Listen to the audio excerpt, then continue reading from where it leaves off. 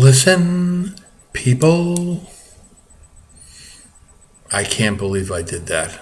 I'm really an awful singer, and I never enjoyed listening to my voice. I remember when I was in the second grade, and the final exam for music was we had to go to the front of the class and sing a song. So I went up there and did my best impression of a clam. Couldn't sing a word. And I remember getting my report card and seeing a bunch of A's and a B and this big fat F. Oh, that wasn't pleasant. Listen, listen, listen. So why is it so hard for us to listen? People have problems listening for a variety of reasons. Let me list a few. One, the inability to focus. Some of it is likely genetics, but I think that environment and upbringing factors big. A lack of personal discipline and general overall sloppiness are ingredients to a poor listener. Number two, intellect or a lack of can definitely be a problem. If the ability to comprehend is low, then such a person kind of gets stuck in conversation, especially on the earlier things, and confusion reigns, and the listening likely stops or is at best sporadic. Third, being overly energetic. There are people who are always nervously fidgeting or jumping around. They always want to be moving and doing things. Sometimes this leads to poor listening habits. Fourth, a lack of respect.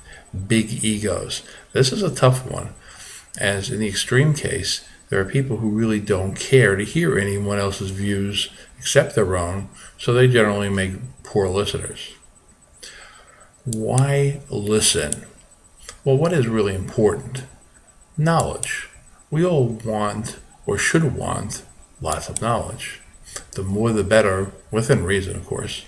Now, we can acquire knowledge many different ways. One way is books.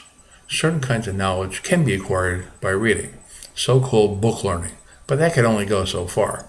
Fact-oriented disciplines like history and geography are definitely conducive to book learning. Reading newspapers is one way people can be kept abreast of world events, the economy, sports, entertainment news, and the like. Now, I feel that the real way we learn to deal with people is to talk with people, and to develop relationships is through experiences with them, and those experiences include dialogue. We can learn a lot from each other, but to do so effectively, we must listen to each other. Are you listening to me now? Just checking. Hearing other people's ideas is important. Sometimes we will learn from them in a positive way, and sometimes we might hear something so preposterous that we say, no way, and that is learning from the negative. But here is the point. If we really are only grasping 25% of what is being said because of poor listening habits, then we are the losers, because we are forsaking all that wonderful stuff that we learn from each other. In addition, the way most relationships start and then flourish is through verbal and audio context. Video and looks can only count so much. When we meet people, we should always want to hear what they have to say, unless, of course, you're one of those who doesn't really care for relationships, and you might be. But if you do care, then try listening to others and respectfully allow them to complete thoughts. And if you carry on meaningful dialogue, then perhaps that can lead to a meaningful relationship. Poor listening habits can inhibit relationships. In one of my earlier blurbs, I referred to this friend who seemed incapable of allowing me to complete a thought. As a result, it always seemed that to do things or accomplish things together, fun or otherwise, I would have to go over things with this person 4 or 5 times before it would sink in. So even though I liked this person, I felt that maintenance level was very high, and that was a turnoff for me. I get frustrated even thinking about that person. Nothing was easy, as most of my comments, short or not, fell on deaf ears. And that's just a drag. Now, by my own experiences, I feel that I learn a lot from people.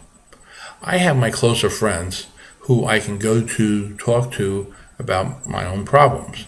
And there are those who come to me with their own problems as well. And they might be different groups. But in either case, good listening helps the quality of communication and avoids misunderstandings. There will always be some misunderstandings, but good listening habits minimize those.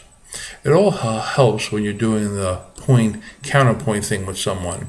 I feel the opportunity to learn something noteworthy from someone is even greater when you disagree with that person, because every once in a while the light bulb goes off and you think, you got a point there. But it's the in one ear, out the other for either of the two participants in the discussion, and it's generally a waste of time. Listen. Treat the words coming out of someone's mouth as they are a sweet-tasting elixir for the mind. You want food for thought? Then please be a good listener. You can do it. Listen. Listen. You can do it. Listen away. Thank you.